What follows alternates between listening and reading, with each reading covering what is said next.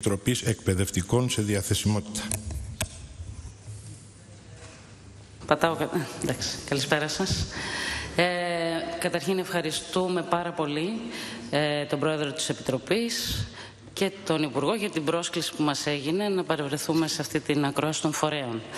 Πρέπει να διορθώσω ότι είμαστε των πρώην εκπαιδευτικών σε διαθεσιμότητα, γιατί ευτυχώς με τον νόμο 4325 οι εκπαιδευτικοί που είχαμε τεθεί σε διαθεσιμότητα από τον Ιούλιο του 2013, όπως και άλλοι εργαζόμενοι, επανήλθαμε με τον νόμο 4325 του 2015.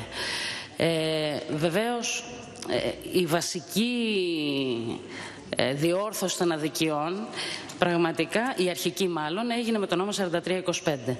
Όμως, παρόλα αυτά, τόσο καιρό υπάρχουν πάρα πολλά θέματα, εκκρεμότητες που μας ακολουθούν και αν δεν λυθούν με τον νόμο αυτό, όπως με ευχαρίστηση είδαμε ότι έχει συμπεριληφθεί ένα άρθρο, το άρθρο 40, που σκοπό έχει να άρει επιπλέον τις αδικίες που έχουμε υποστεί για όλο το διάστημα της διαθεσιμότητας.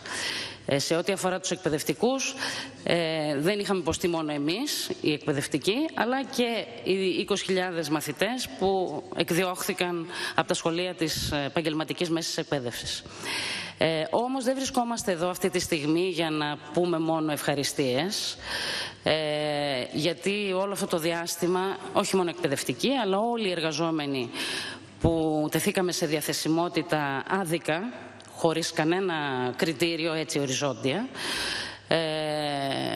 όλο αυτό το διάστημα αγωνιστήκαμε έτσι ώστε να καταργηθεί αυτό το καθεστώς της διαθεσιμότητας και των απολύσεων από το δημόσιο.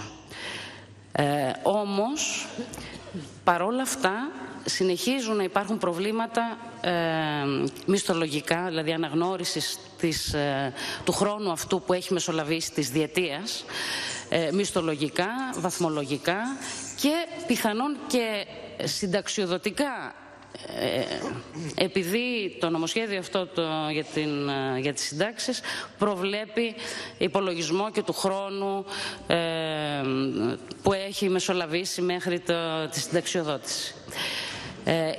Θεωρούμε ότι το άρθρο 40 βρίσκεται πραγματικά σε καλό δρόμο για την ικανοποίηση των αιτημάτων μας.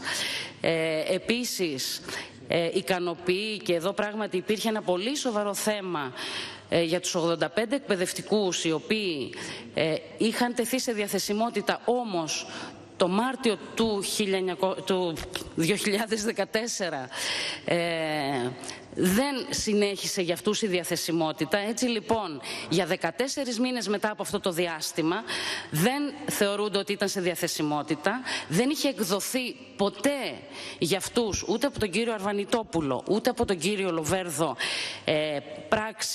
διαπιστωτική πράξη απόλυσης. Έτσι αυτοί οι συνάδελφοι, βρίσκοντας στο περίεργο καθεστώς ανυπαρξίας, δηλαδή ούτε σε διαθεσιμότητα βρίσκονταν, ούτε απολυμμένοι ήταν. Συνεχίζει λοιπόν να υπάρχει αυτό το κενό και νομίζω ότι το λύνει η δεύτερη παράγραφος του άρθρου 40. Ακόμα όμως, παρότι θεωρούμε ότι βρίσκεται σε καλό δρόμο το άρθρο 40, διαπιστώσαμε ότι με τη διατύπωση του συγκεκριμένου άρθρου αναγνωρίζω το χρόνο της διαθεσιμότητας σαν χρόνος πραγματικής υπηρεσίας και λαμβάνεται υπόψη για τη βαθμολογική και μισθολογική εξέλιξη μόνον για όσους επανήλθαν στην υπηρεσία με τις διατάξεις των άρθρων 14, 17, 18 και 21 του 43-25. Όμως υπάρχουν συνάδελφοι εκπαιδευτικοί και άλλοι σχολικοί φύλακες και άλλοι που είχαν τεθεί σε διαθεσιμότητα που πριν το νόμο αυτό πήγαν υποχρεωτικά, μετατάχθηκαν υποχρεωτικά σε άλλες θέσεις. Στην πρωτοβάθμια ή δευτεροβάθμια οι εκπαιδευτικοί, στα νοσοκομεία, οι σχολικοί φύλακες και αλλού. Με αυτή τη διατύπωση υπάρχει πρόβλημα ερμηνείας και τους αφήνει έξω αυτούς τους συγκεκριμένους εργαζόμενους. Παρακαλούμε να ληφθεί η σχετική μέριμνα, τροποποίηση δηλαδή, ώστε να μην υπάρξει θέμα και πεταχτούν απ' έξω αυτοί οι συνάδελφοι.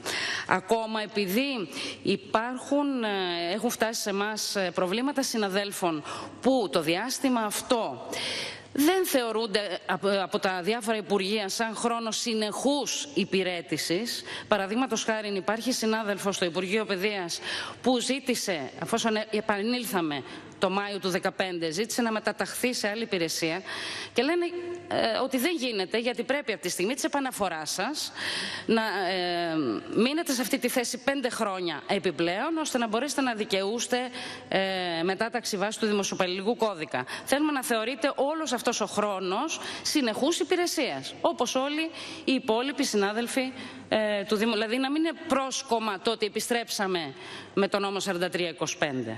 Να θεωρείται συνεχούς υπηρεσίας.